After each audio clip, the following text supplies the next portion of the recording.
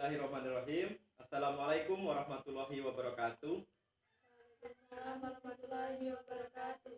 Alhamdulillahirabbil alamin wa bihi nasta'in wa ala umuri dunya waddin wa ala alihi wa sahbihi ajmain amma ba'du. Bagaimana kabarnya semua anak-anak? Alhamdulillah sehat. Alhamdulillah sehat ya. Baik, kalau begitu Bapak absen dulu ya. Nanti kalau yang hadir acungkan tangan sambil bilang hadir ya. Yang pertama Putra. Hadir ya. Dua Viola. Hadir. Berikutnya Cindy. Hadir. Nurul. Hadir. Oke, hadir semua ya. Baiklah, hari ini kita akan menjelaskan tentang materi pendidikan agama Islam, yaitu cabang-cabangnya. Nah, yang pertama yaitu Bapak akan menjelaskan tentang sejarah kebudayaan Islam. Ada yang sudah tahu di sini sejarah kebudayaan Islam itu seperti apa? Belum Pak. Belum? Jadi nggak tahu? Nurul? Baik, di sini akan Bapak jelaskan sedikit tentang sejarah kebudayaan Islam ya.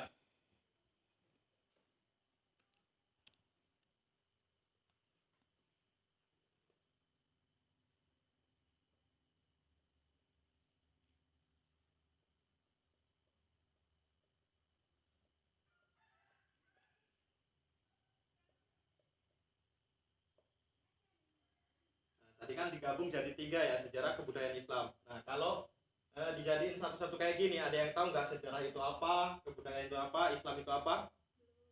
Belum tahu ya. Baik, yang pertama di sini tentang sejarah. Sejarah ini adalah sesuatu peristiwa dari masa lampau yang dibahas kembali.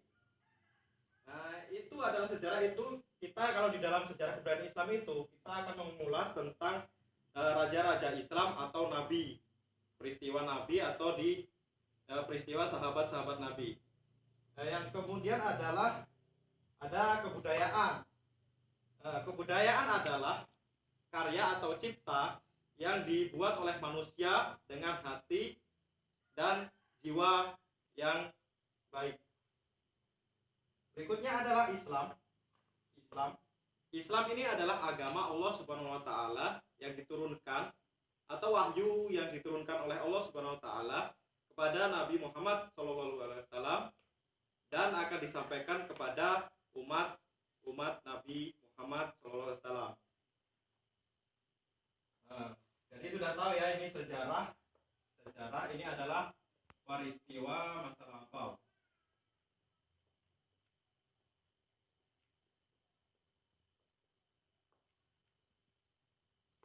Kebudayaan adalah karya manusia. Islam adalah agama atau wahyu dari Allah.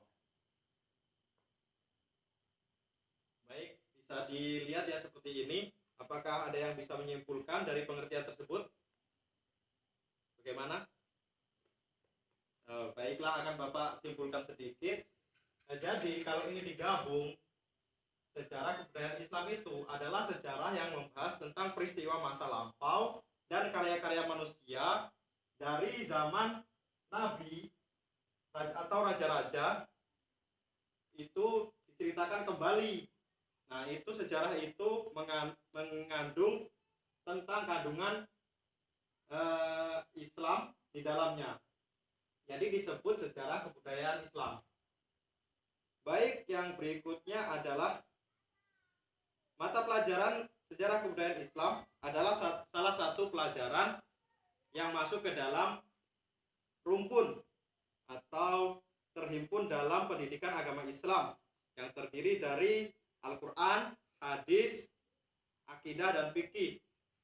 Sejarah kebudayaan Islam itu sangat penting untuk dipelajari.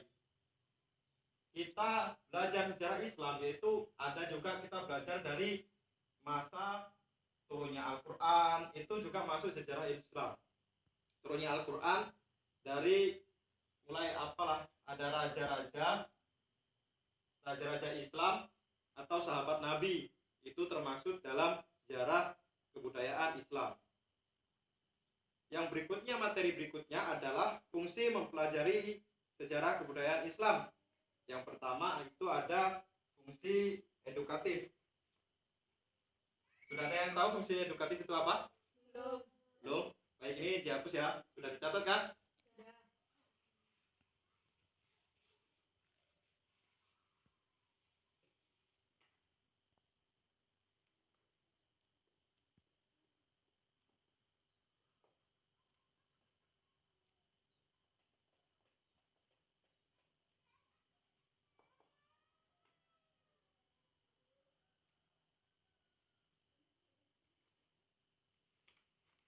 Sudah ada yang tahu belum fungsi edukatif itu apa dalam sejarah kebudayaan Islam?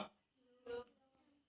Nah, baik, Bapak jelaskan sedikit. Fungsi edukatif dalam sejarah kebudayaan Islam itu adalah prinsip yang islami dalam kehidupan sehari-hari. Jadi, fungsi edukatif itu terkandung atau mengandung prinsip-prinsip manusia di dalam kehidupan sehari-hari. Baik, yang berikutnya ada fungsi keilmuan.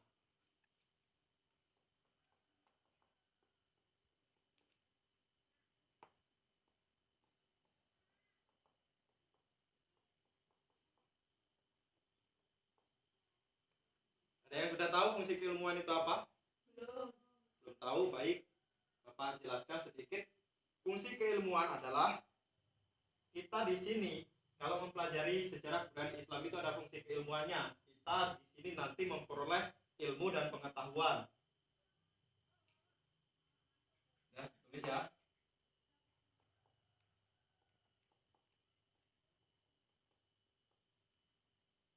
Itu ada fungsi transformasi. Fungsi transformasi apakah ada yang sudah tahu dalam sejarah kebudayaan Islam di sini? Belum. Belum ya. Bapak jelasin sedikit. Fungsi transformasi adalah sumber transformasi masyarakat. Jadi sejarah kebudayaan Islam ini adalah sumber transformasi dari masyarakat dalam kehidupan sehari-hari. Jadi untuk mempelajari SKI itu sangat penting sekali. Baik, dari tiga ini apakah ada yang bisa menyimpulkan dari fungsi edukatif, fungsi keilmuan, dan fungsi transformasi, apakah ada yang bisa menyimpulkan? Belum ya? Baik, Bapak simpulkan. Jadi, sejarah kebudayaan Islam itu mempunyai fungsi-fungsi yang penting. Sebenarnya tidak fungsi edukatif, keilmuan, dan transformasi saja. Masih banyak lagi, tapi ini fungsi yang paling mendasar dalam kehidupan sehari-hari. Baik, jika ini sudah Bapak hapus ya, sudah ditulis ya.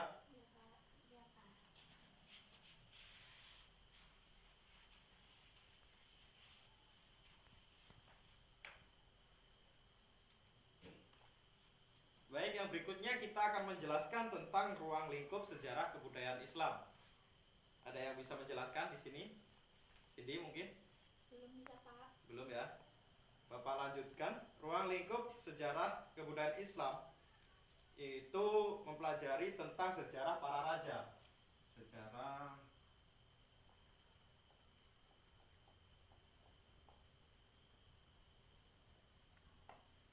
Mempelajari sejarah para raja. Mempelajari sejarah para raja dalam sejarah kebudayaan Islam itu hanya khusus mempelajari tentang raja-raja Islam dalam peradaban Islam, seperti raja-raja yang seperti di Spanyol itu ya. Ada di Andalusia itu terdapat sejarah-sejarah kebudayaan Islam, terutama di kota Sevilla. Ada juga masjid di sana, itu masjid yang sangat terkenal di Spanyol, yaitu Masjid Cordoba. Itu masuk dalam sejarah peradaban Islam di Spanyol, Andalusia ya. Mempelajari sejarah kebudayaan Islam itu juga mempelajari ilmu-ilmu agama.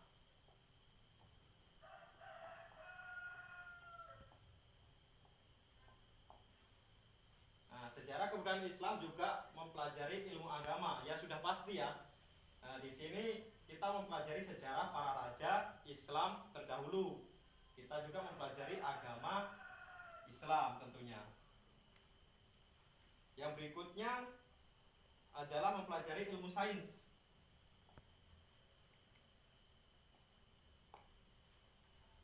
Nah, di sejarah kebudayaan Islam juga itu mempelajari ilmu sains. Kenapa? Karena ilmu sains itu banyak juga tokoh-tokohnya itu berasal dari yang beragama Islam, seperti Ibnu Sina dan Ibnu Rus. Masih banyak lagi penjelasan tentang ruang lingkup sejarah kebudayaan Islam ini, dari mulai sejarah para raja, ilmu agama Islam, dan ilmu sains. Sebenarnya masih banyak lagi, tapi di sini Bapak menjelaskan sedikit saja ya. Yang lainnya akan Bapak jelaskan minggu depan. Baik, yang berikutnya ini sudah dicatat ya. Iya, Pak.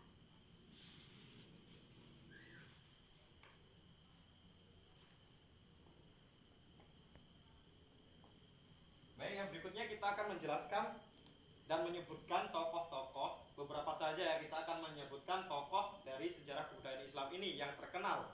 Yang pertama pasti sudah tahu ya, ada beberapa mazhab itu semuanya masuk ke dalam sejarah kebudayaan Islam dan tokoh sejarah kebudayaan Islam.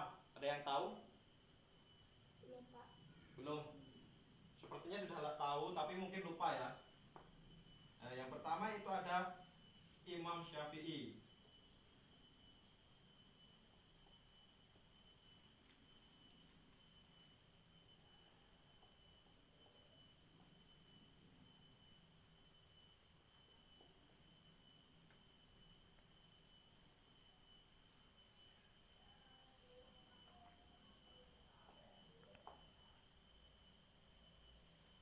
Baik, di sini ada Imam Syafi'i, Imam Hanafi, Imam Hambali, dan Imam Maliki.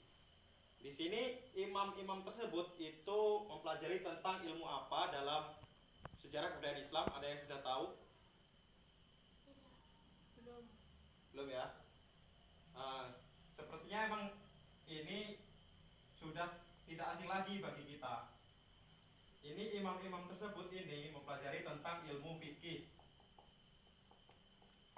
Nah, fikih ini sudah kita pelajari setiap hari, tapi mungkin murid-murid semua lupa ya. Jadi Bapak jelasin kembali tentang tokoh Imam Syafi'i, Imam Hanafi, dan Imam Hambali serta Maliki. Berikutnya ada sahabat Nabi. Ada yang tahu di sini sahabat Nabi? Yang ketiga siapa? Yang pertama kan Abu Bakar, kedua Utsman bin Affan, yang ketiga ya benar sini Umar bin Khattab ya. Umar bin Khattab.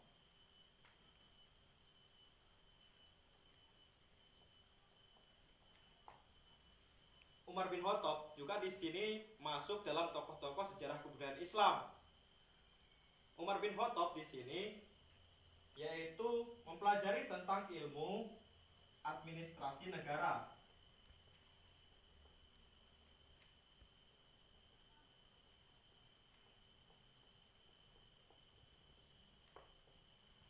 Nah, tokoh yang kedua itu adalah Umar bin Khattab. Umar bin Khattab yaitu menjelaskan tentang administrasi negara Islam. Baik, yang berikutnya ada Ibnu Sina dan Ibnu Rus. Ibnu Sina.